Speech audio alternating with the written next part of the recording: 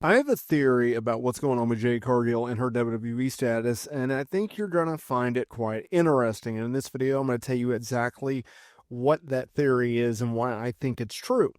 There's been a lot of talk about Jade Cargill and her WWE status. There's been mixed reports. In fact, there's been 3 different reports. Now, let's break it all down.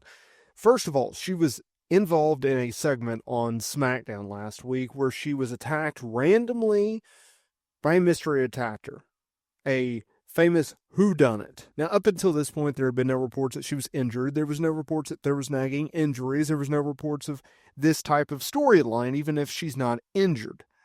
She was pulled from the Women's U.S. Championship title tournament. She was pulled from War Games at Survivor Series, and plans had to change completely. So then it was reported by Dave Meltzer that she was going to be out of action for at least 3 months, although the extent and severity of the injury was not known. There was a lot of speculation. Would they strip her and Bianca Belair of the Women's Tag Team Championships? Would they get a replacement like a Naomi filling in for her? Would they just put the titles on ice and just not have them defend it? What would they do? And then PW Insider came out with a report stating that, it's all a work. Jade Cargill is completely fine. This is part of a storyline. She's not injured. They're not vacating the championships. Everything's fine with her. It's just part of a storyline. And people automatically assumed, including myself, they may be doing Bianca Belair versus Jade Cargill, something in which I've talked about numerous times and thinking that that is the route to go going into Mania, although I don't think Bianca Belair should be a heel, but I digress. And then there was a report by Dave Meltzer once again that stated that there are various versions going around in WWE. Some people say she's injured. Some people say she's not injured. Some people don't know. They haven't heard. It should be noted that WrestleVotes reported on a Backstage Pass recently that they had heard that she and Bianca Belair would be stripped of the Women's Tag Team Championships because it was a legit injury, okay? Now, Brian Alvarez, he came out on Wrestling Observer Live stating that he knows for a fact that Jade Cargill is injured. So with all that being said, I was thinking to myself, okay, we were getting a lot of mixed reports. Now, I know a lot of people are going to bag on Dave Meltzer. You have every right to do so. And I understand that there's going to be people that are going to believe PW Insider over Dave Meltzer and vice versa. Here's what I think is going on. I don't think it's a work. I think this is a legitimate injury that Jade Cargill is dealing with. I think she's going to be stripped alongside Bianca Belair of the Women's Tag Team Championships. I think it's just a matter of time. And I'll tell you why. Regardless of what Dave Meltzer says, regardless of what PW Insider says, I think just purely based on the fact that WWE has a history of writing off injured talent on television. If you are injured or you're about to go get surgery or you're going to be out for a while, anything related to an injury that is severe, they don't touch you when they write you off of television. It's not an attack angle where you get laid out in the middle of the ring in front of 15,000 people with a steel chair or driven through a table. They don't do that anymore. What they do is they implemented this model in NXT a decade ago. You get attacked in a backstage attack, or you get attacked in the backstage parking lot, or it's an off-site attack. You are never touched when you're written off of television due to an injury. That was my number one indication of, okay, Jade Cargill is legitimately injured, regardless of my hope that she is not. Another thing that I think proves why Jade Cargill is dealing with an injury is the fact that they pulled her from War Games literally a week and a half before the event, and they also pulled her from the Women's U.S. Championship title tournament 2 weeks after they announced the brackets? A week after they announced the brackets?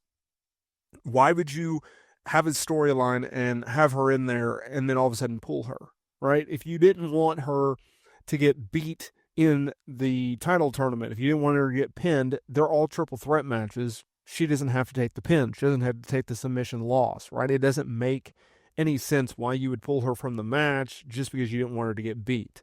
Also, the baby faces are most likely going to go over in War Games, or depending on when you hear this video, they already did.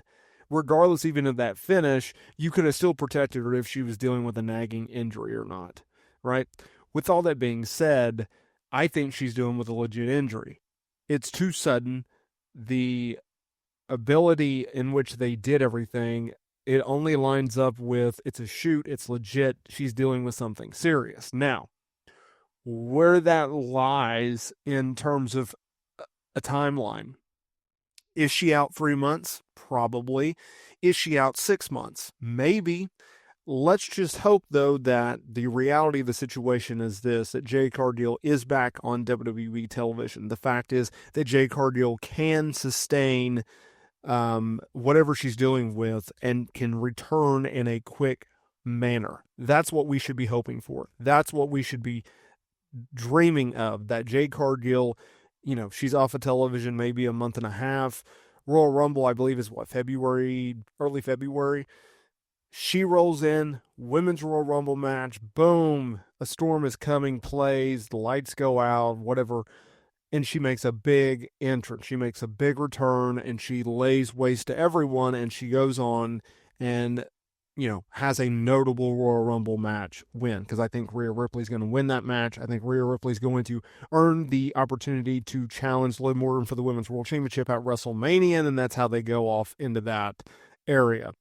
So if you look at it like that, I can see that happening. I can see Jade Cargill being off of television for a while and then eventually returning, and then you can go and you can have her hunt down the mystery attacker, and you can reveal whoever that is. In regards to the theory that it should be a Bianca Belair, I don't think it should be Bianca Belair, and I'll tell you why. I don't like the idea that they're going to turn Bianca Belair into a heel. I just don't like it. I think she is a better babyface than a heel, regardless of whether or not we've ever seen her as a heel. I don't like the prospect of her trying to make people hate her. I think she is a natural babyface who is over with the fan base because she is so likable. You want to see her succeed. If you are a female, you want your daughters, even a male, parents want their young daughters to be like Bianca, right? She holds herself in a very respectful way. She does things the right way. She's just a nice human being at the end of the day. She's very, very likable. And when you're a natural babyface and you're naturally likable, it's very, very difficult to turn you heel. Now, sure, there are exceptions that you can do that, a la Sami Zayn, right? But at the end of the day, there are some names that should never be heels. I think Becky Lynch is one of those. I think Steve Austin is one of those. I think a lot of people are like that. She is one of those where you just don't need to turn her heel. And we'll see whether or not they do or not, but that's what I think is going on with Jade Cargill. That's what I think WWE is playing towards, and everything like that. And we'll see how everything shakes out. Let me know down in the comments area below. What do you think? How do you think they're going to book it? Hit that like button, subscribe button. I will see y'all in the next video.